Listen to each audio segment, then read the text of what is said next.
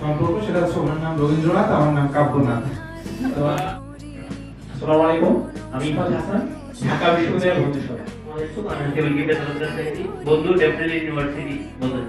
আচ্ছা ভাইয়া আপনার আজকে অনুভূতি কেমন? ভাই এখানে আজকে আমার প্রথমবারের মতো আসা অনেক ভালো লাগছে। আর অনুমতি যারা এই অনুষ্ঠানে আয়োজন করেছেন তাদেরকে রবীন্দ্রনাথের সুরেই বলতে চাই, কেমন করে গান করে হয়ে করি আমি অবাক হয়ে শুনি বলতে চাই। করে খবর পাচ্ছি যে তুমি, আমি অবাক হয়ে শুনি। আমি প্রথম